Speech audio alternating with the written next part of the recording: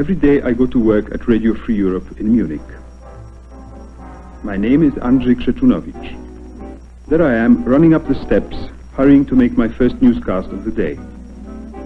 I show my pass to the guard and stop at the reception desk for the office key.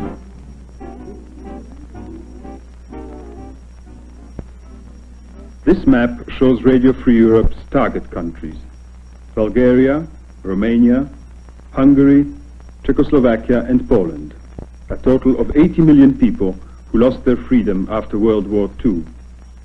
I and my colleagues are exiles from communism.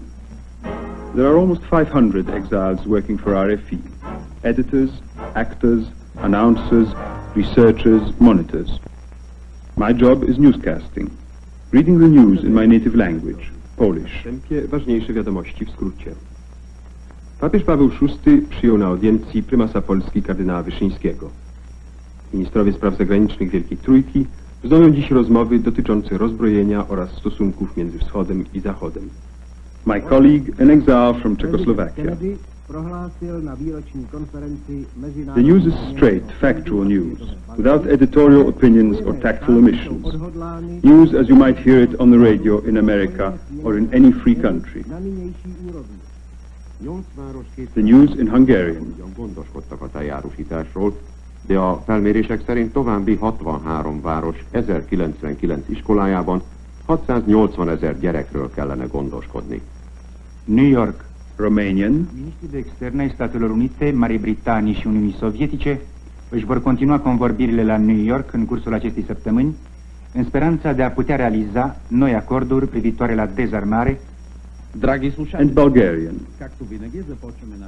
Each of us reads material prepared by our own national news desks, written according to the specific interests of listeners in each of our countries. Че китайски гранични войници са открили огън срещу бегалци, търсещи убежище на съветска територия.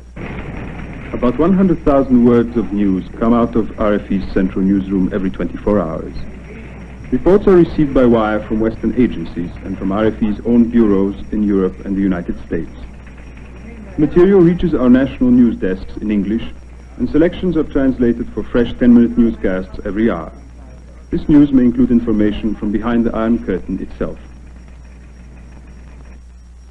A few miles outside of Munich, RFE's monitoring station picks up the sound of some 40 communist radio stations and 10 communist government news services.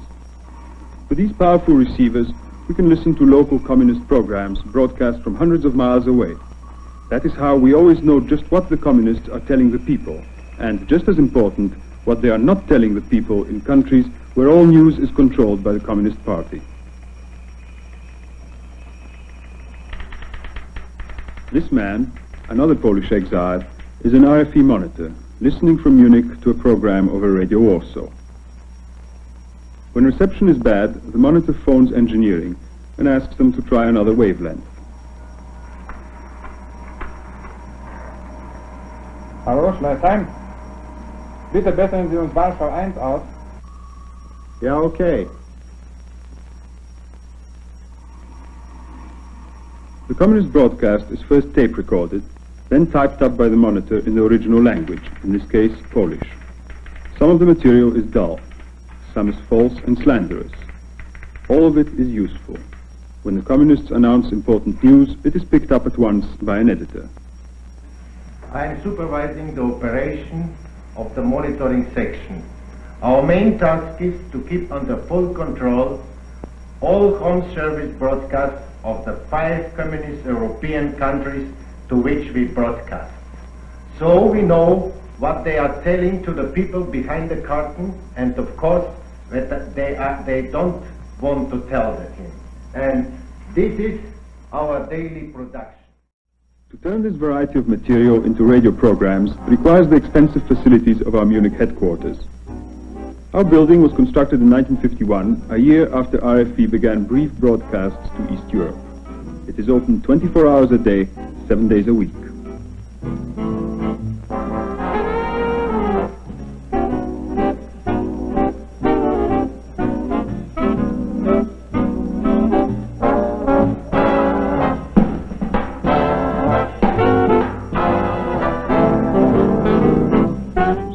takes some 60 studio technicians to put our programs on the air. We broadcast 18 hours a day to Poland, Czechoslovakia and Hungary, and 5 hours a day to Romania and Bulgaria. Most programs are tape recorded so that they can be broadcast over several transmitters at the same time or repeated later. This is one way to overcome communist jamming. There are about 100 tape recorders in the building.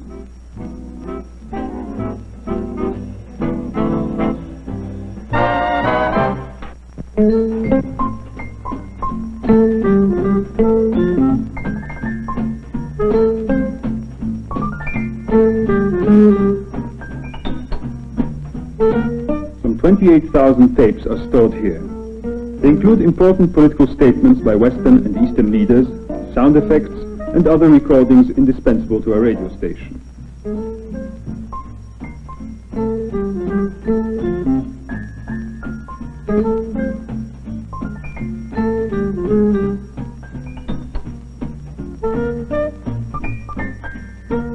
Approximately 15% of RFE's airtime is devoted to music. We have 140,000 records, national anthems, folk songs,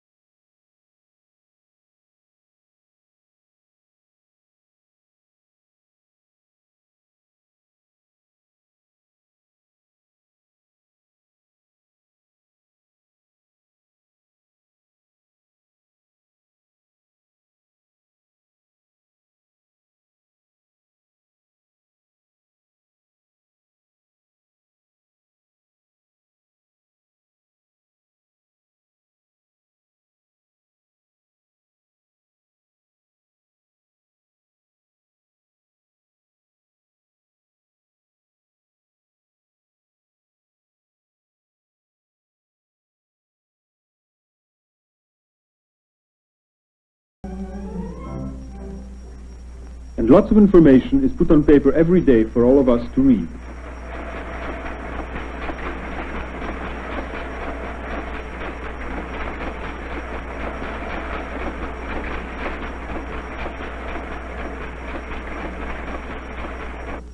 Spare parts for our broadcasting equipment.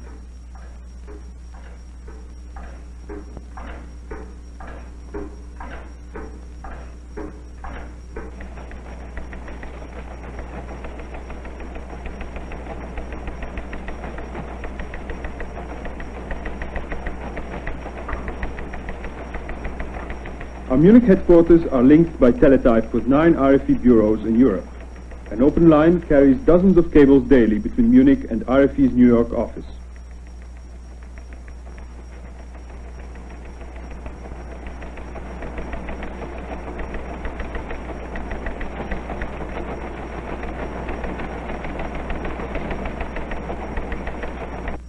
RFE is a partnership of Americans and exiles. Every morning, a policy board of American experts in communist affairs meets with the exile staffs. Here it is agreed what program emphasis will best serve RFE's purpose as a voice of freedom. Dr. Milev, Bulgaria is among the countries that is asking to buy American wheat. What's your reaction to that? The Bulgarian regime asked for wheat not only from the United States but also from Canada. And this démarche could be explained by the very poor harvest this year in Bulgaria. The regime tries to explain it and to justify it with the bad weather, especially the drought.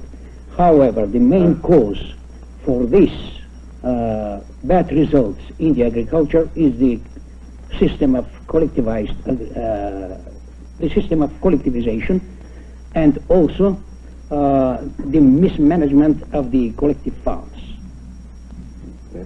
I think we all agree that the visit of the Hungarian Prime Minister Kadar to Prague has real political significance for future developments in that country.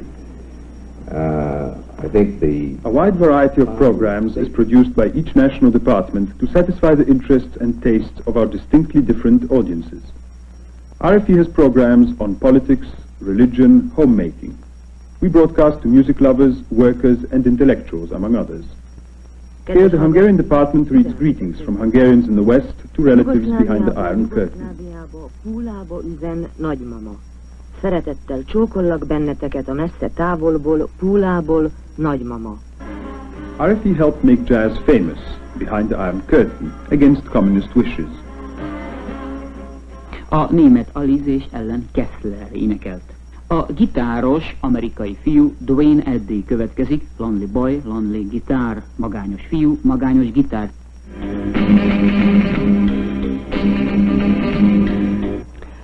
A women's program, How to Save Time in the Kitchen, Hungarian style. The young staff member on the right used to listen to RFE at home before she escaped from Hungary. Staff priests discussed the ecumenical council. From our countries, Czechoslovakia, Hungary and Poland. And second, how will work the second session? Father Heidler from Czechoslovakia. Ilu biskupů od vás přijedě? Od nás přijde do Říma skupina 4 biskupů z 15. Magyarországról viszont 5 püspök, egy apostoli adminisztrátor és 10 tagú küldöttség. The pianist is playing his own original RFE composition based on a Polish folk song. Listeners in Warsaw have tape recorded it and made it their own.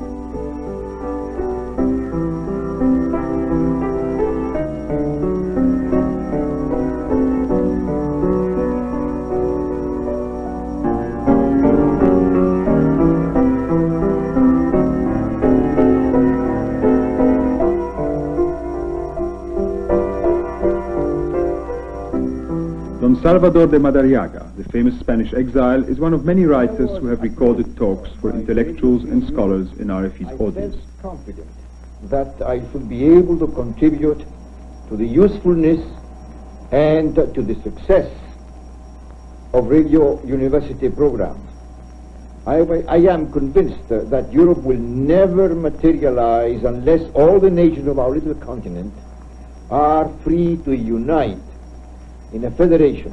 For me, therefore, the freedom of Eastern Europe is an essential condition for the healthy life of the European community. Europe is Europe, the whole of it, including Russia. It is imperative that the European Federation should include the countries of Eastern Europe. A few miles outside of Munich is one of RFE's 3 transmitting stations. Altogether, there are 31 transmitters with a total power of over 2 million watts.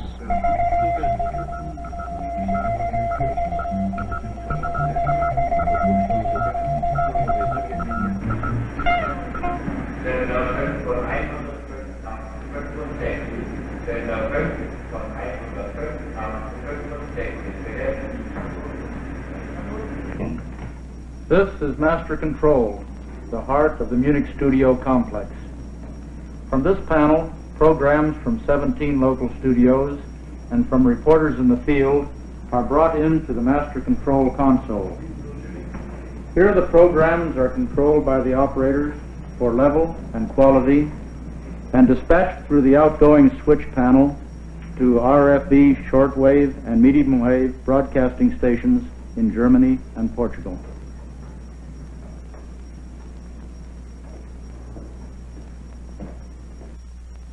Our biggest transmitting station is located in Portugal, 50 miles northeast of Lisbon. Programs are radioed here from Munich and retransmitted behind the Iron Curtain in a fraction of a second. There are over 100 towers in this field of directional antennas that aim our programs at the target, as far as 2,500 miles away. The electric power required here would light 20,000 homes. A replica of RFE's symbol, the Freedom Bell.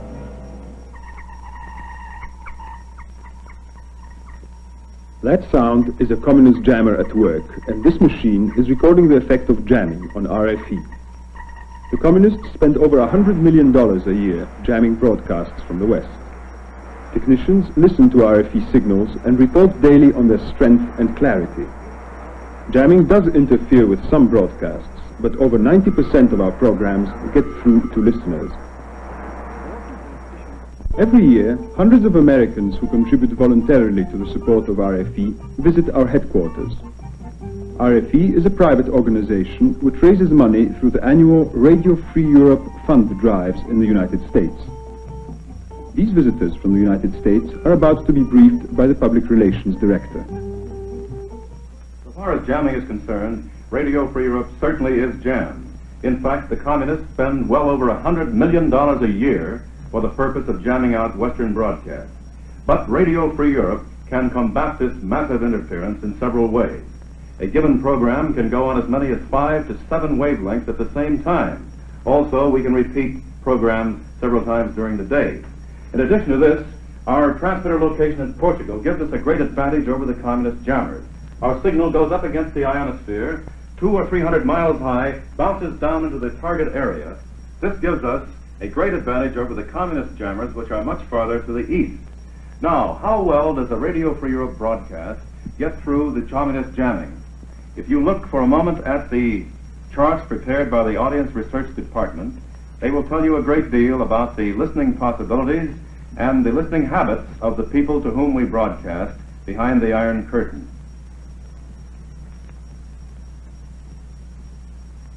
Could you tell us, sir, do you ever receive any indication that the important figures in the governments of these countries react to your transmissions?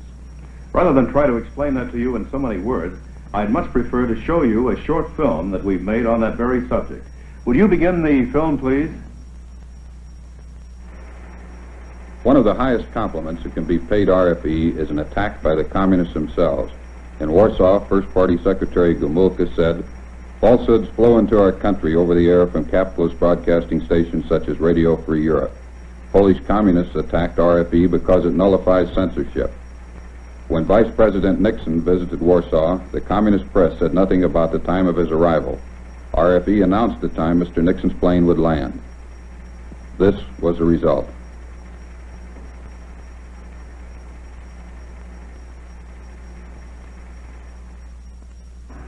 It's interesting to remember that Radio Free Europe began... Our visitors frequently ask us, how does RFE determine the size of its audience? How do we know which of our programs are most popular in East Europe? Interviews are conducted under RFE supervision with thousands of visitors to the West and with refugees. Our audience research director explains how this work is carried on. To estimate the size of our audiences, we use the most modern polling techniques adapted to our special situation. Since we cannot get behind the Iron Curtain, we interview travelers, tourists, and refugees in such cities as Vienna, Stockholm, Paris, and Rome.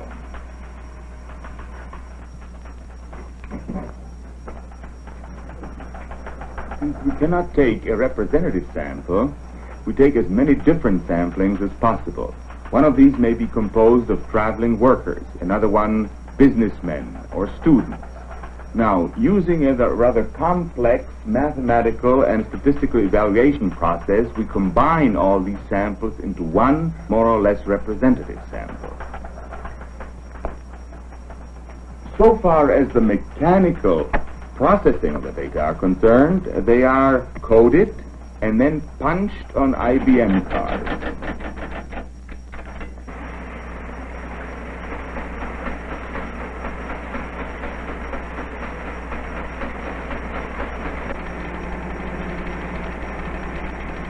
East Europe is changing.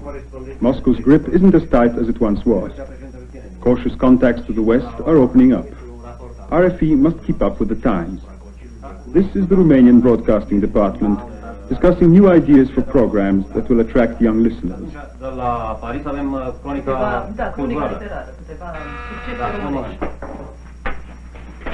Hello? Yes, Gordon? All right, at 2 o'clock. Fine, I'll be there at 2 o'clock in your office. Thank you. Bye. The director will exchange ideas with American program experts. We have a pretty good chance. Hi, Freda. Hi, Gordon. The director of RFE's Romanian Broadcasting Department has an opportunity to discuss new program plans with American radio executives. At such informal meetings, program schedules are worked out on an individual basis for each of our target countries. Romanians, for example, are especially interested in what is going on in Italy, Spain and Latin America because of Romania's historic development as an essentially Latin country. American radio programming techniques have been adapted to make RFE lively and interesting. Particular emphasis is given to programs that will appeal to young people who are bored by repetitious communist propaganda. And even our cafeteria, with East Europeans, West Europeans and Americans eating together, is a tiny symbol of a future when no iron curtain shall divide the world.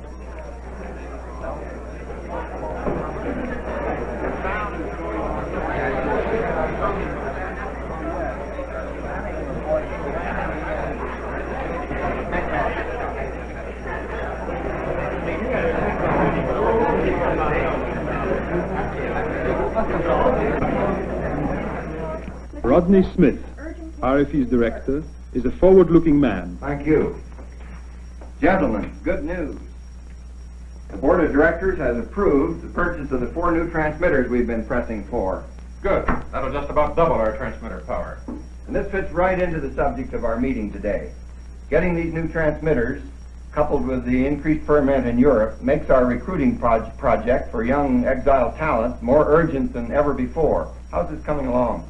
We've got a good start, sir, but it's going to take time. We've been as far afield as Australia looking for talented young editors. We should keep right on this. I wish you'd ask each of the broadcasting departments to submit regular recurring reports. Will you take care of this? Yes, sir. Work in Portugal goes forward on new equipment to increase RFE's signal strength. And our broadcasts continue day after day. I have been working for RFE for 10 years and have no other plans for the future. One reason I want to help carry on this work is contained in a recent letter that reached us from a young girl, in which she says, "Dear friends, thanks for the voice of freedom. I have listened to you since the beginning of your broadcasts. Today I am 22, and for most of what I know about the world, I have to thank Radio Free Europe. My only window to the world are your broadcasts." Remember, the Iron Curtain isn't soundproof. Radio Free Europe gets the truth through. Please send your contribution to Radio Free Europe Fund, Box 1964, Mount Vernon, New York. Thank you.